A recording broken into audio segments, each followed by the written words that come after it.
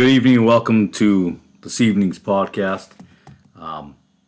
As always, I'm thankful and grateful that you've taken your time this evening to be here with me this evening. That's a proper sentence, but I know last week I covered the Trump assassination, as everybody did. I feel like I probably covered it in a little bit different of a light, but moving forward, those of you who do watch the episodes I do on Rumble and YouTube about the ESV versions, I'm probably going to wrap that up in pretty soon and put that in PDF because there's just so many that I'd have to do out there. And I'm going to get back to some of the other stuff I'm doing. But in keeping in line with the modern Bibles and the Bible scholars of today and the masters of which they serve, we're going to do a few podcasts on that to understand the origins of the information that is out there today. And we talk about the manuscripts. And we're going to get into a lot of that stuff as we go along. But I know there's going to be a few different podcasts. There'll be a few different episodes or shows, however you want to talk about or call it. But I think this week we're going to start that road or that trail, the breadcrumbs, so to speak. And we're going to see where this goes. I think a lot of people don't look beyond what's in front of them. I don't want to say they can't see the forest through the trees. The problem is we rely on certain Bible scholars and we don't understand where those Bible scholars are influenced and who their mentors are and what they follow. And it gets really strange because you have to understand the origin of something. Everything has a bias.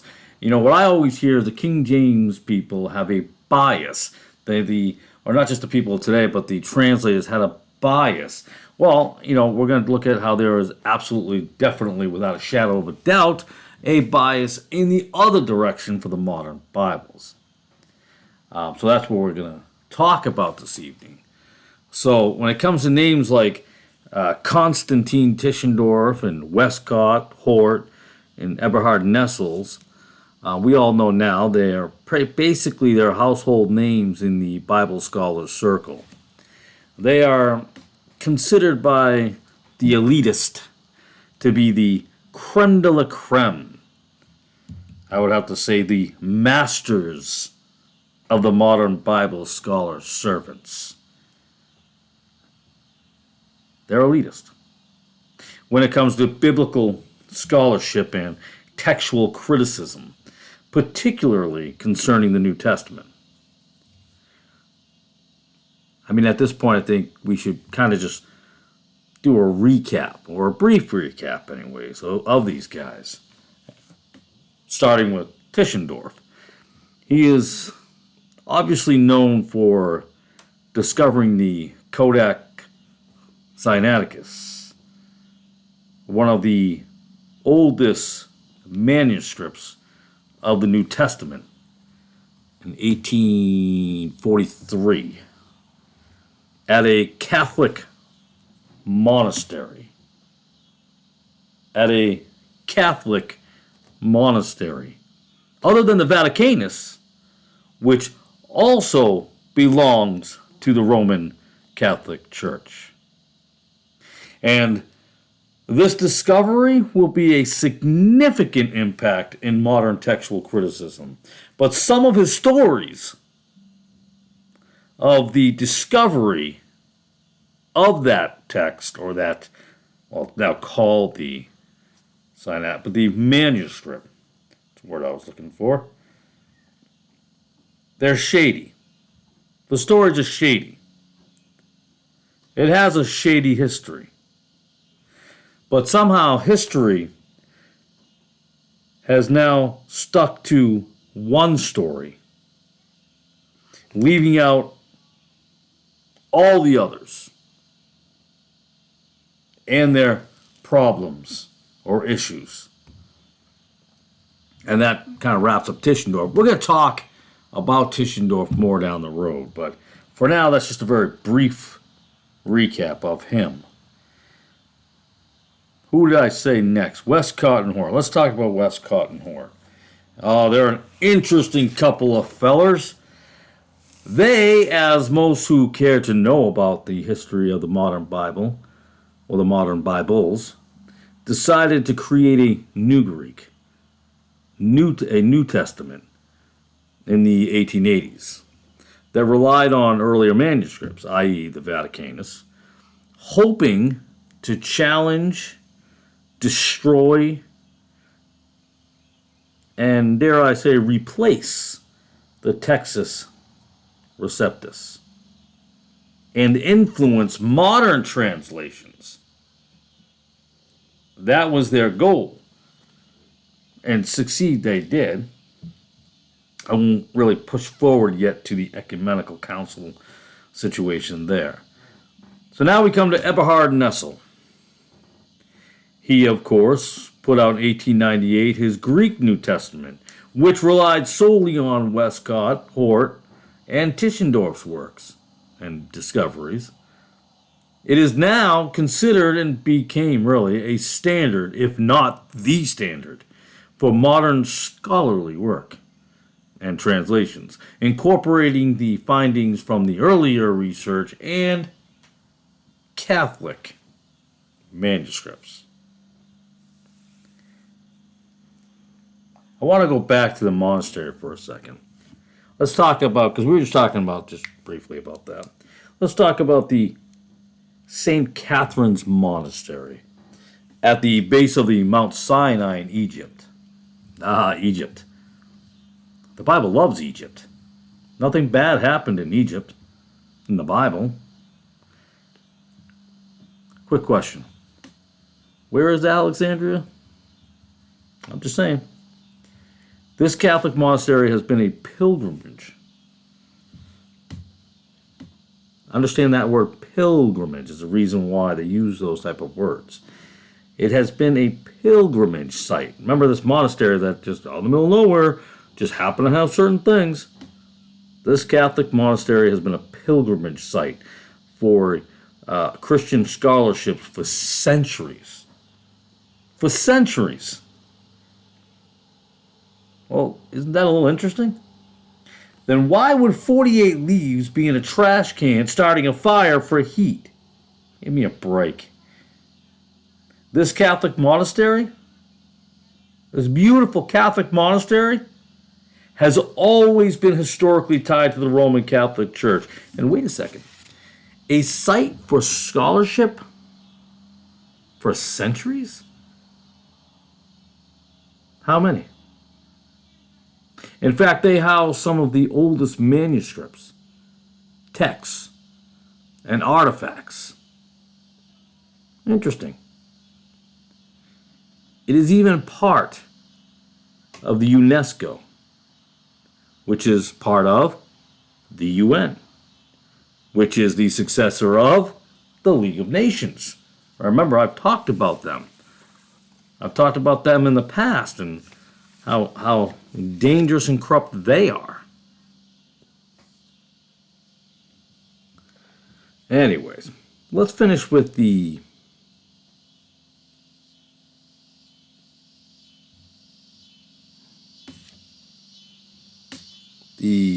end of.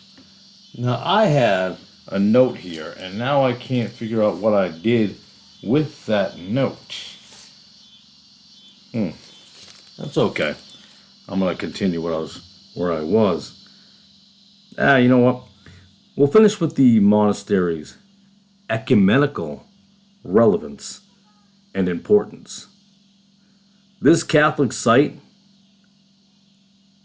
has served as a table of dialogue, and coexistence of various denominations: Eastern Orthodox, Roman Catholic, and Protestants. I mean, you can look this up yourself. Just do the legwork and you'll find all this information out there. Not hard to find. So I think it's important that we should understand their influence, where they come from, or I should say the time frame of which they are sprung from. The 19th century. A century that would change Europe and the Bible.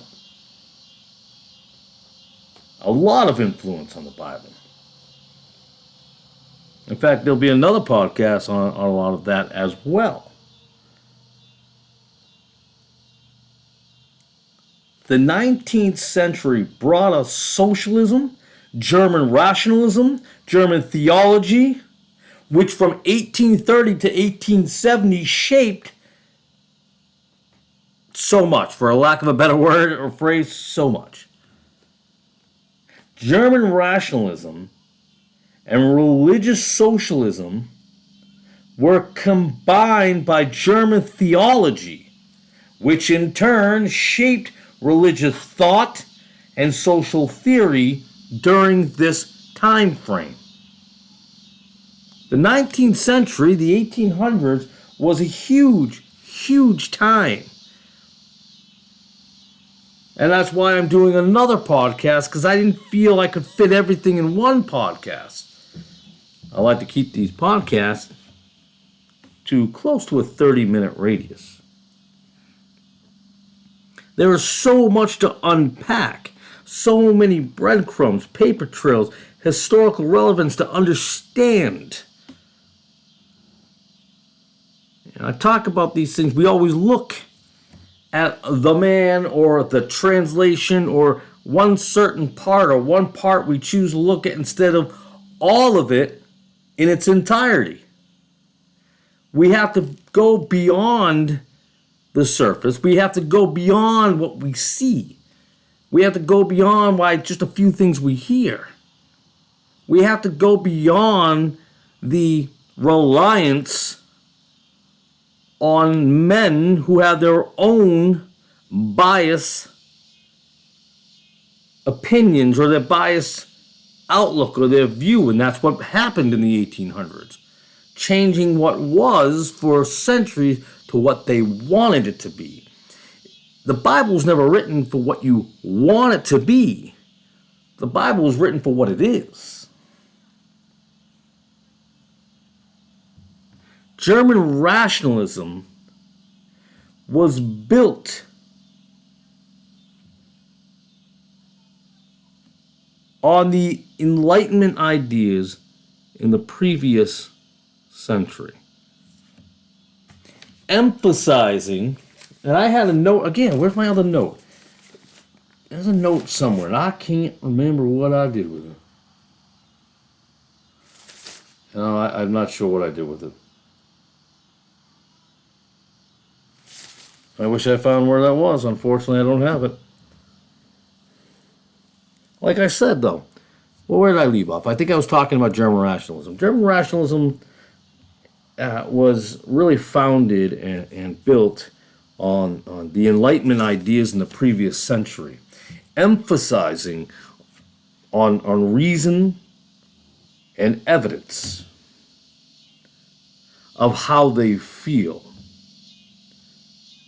rather than tradition of scriptures, or what they called dogmas, which was the scriptures of the Bible. Now, we have, or had, philosophers like the ever so great in the late 1700s, Immanuel Kant. Maybe it's pronounced Kant, I don't know, because I can't pronounce it right now. That was a small joke. Speaking of philosophers, I will remind you again of Colossians 3:8. You see, the rationalist of the 19th century, which is where our modern Bibles began, sought to reconcile faith with reason. They wanted to interpret Christianity. They wanted to focus on the supernatural element of religion instead of focusing on moral teachings. And this led to the decline and the fall of theology that existed, as I said before, since the 2nd century and gave way to the rise of liberal theology. We know how the word liberal is, which is really just based on secular thought. Or secular, I should say secular theory of knowledge. That's what it's really based on. Religious socialism, which was intent on merging Christian ethics with socialism, not how you put those two together, and mystical. Think about that. And a mystical, crazy thoughts. I just had to throw in crazy. Understand that. Religious socialism, which was incredibly intent on merging Christianity, or I should say Christian ethics, with socialism and mysticism. Both rationalism and religious socialism came together to create ecumenical unity. And if you're a Bible-believing Christian, boy, you know that unbelievable, terrible thing of ecumenical. That is the Catholic Church at its core. There is no doubt that German rationalism and religious socialism in the 19th century, combined it all. I should say 19th century theology, really. What's the word I'm looking for? Reflected a profound and massive shift on a transformation of religious thought. Let me just repeat that for a second. A profound and massive shift on a transformation of religious thought. This period of time was, I'm always terrible with words, integral in laying down the groundwork. And again, I can go back to the end of the 17th century, really, where we start to really merge over the 1800s and bring all that in. It laid the groundwork, the road, whatever you want to call it, the path for the modern Bible debate in theology, and some misplaced quest journey for a faith that fits what we want instead of the truth that it is. Or I should say that it was until they changed it. For previous centuries, among the small percentage of Bible believers that the Roman Catholic Church persecuted and murdered and sought like crazy to change, to destroy every one of them. Even when it comes to William Tyndale, it comes to John Wycliffe, which I had to undig up, which comes to James Bynum, or Bynum, I think his name is. He was a Baptist that was killed in 1532. And then you got John Lambert, Thomas Bayard, James Morton. There was the priest, what was his name? Sades, I don't even remember his name. Murdered. I forget which person it was. Could have been a Pie Goat and another guy. Excuse me for coughing. They were considered, I think, street preachers at that time frame.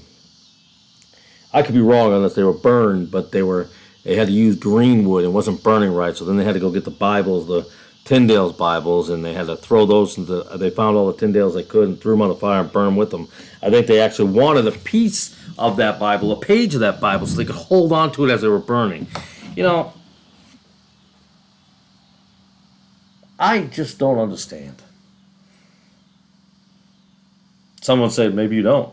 I don't understand. I do not understand how we listen to elite scholars, as they call themselves, that really rely on four sources who are nothing but trouble, who have only gotten their influences in a time frame which was intent. They are from these men, Westcott, Tischendorf, we'll talk about them again. Westcott, Tischendorf, Constantine Tischendorf, Brooke Westcott, Westcott and Eberhard Nessels, all born, raised went to college in the time frame of when this was the change of everything. You know, Germany had their Nazis that wanted to change the world, but they also had, in my opinion, the Nazis of the Bible. What I mean by that is people who sought to destroy.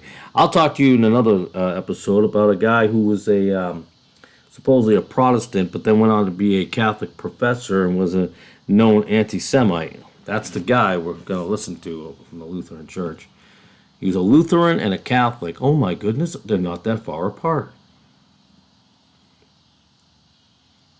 Sarcasm? Maybe a little bit. But instead of basing our knowledge on Kurt Allen and Dave Wallace or Dan Wallace out of Dallas Theological Seminary or Tennis Temple, we're so bent. Do you not remember or realize that the Bible, what did Wycliffe, and I'm going to paraphrase, say he wanted to put it in the simple man's tongue so they could understand the Bible? He put in the words that you can understand at that time frame. Words that the simple man could read in their native tongue. So they didn't have to go to the elite that wanted to hold power and sway. Remember that. The Bible was not written for the elite, it was written for you. The King James Bible, that's right, I said it, that's just a translation and a copy. It is the 7th part of a series of rewrites. It's just a rewrites, it's not the right word, someone's going to misquote me there. But that's where we ended up. It didn't change from the Wycliffe. Maybe a spelling, yeah, definitely a spelling, certainly a spelling. Absolutely.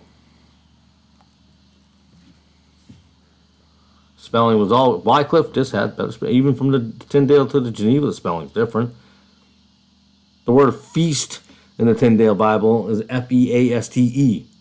And we spell it what? F-E-A-S-T. The Geneva Bible had unleavened bread with a V and where a U would be.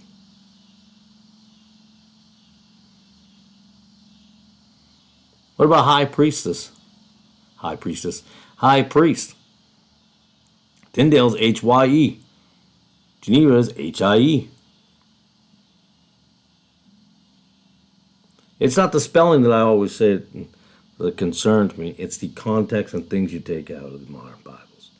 Like, I don't know, God, the Lord, Christ, blood, the deity, repentance.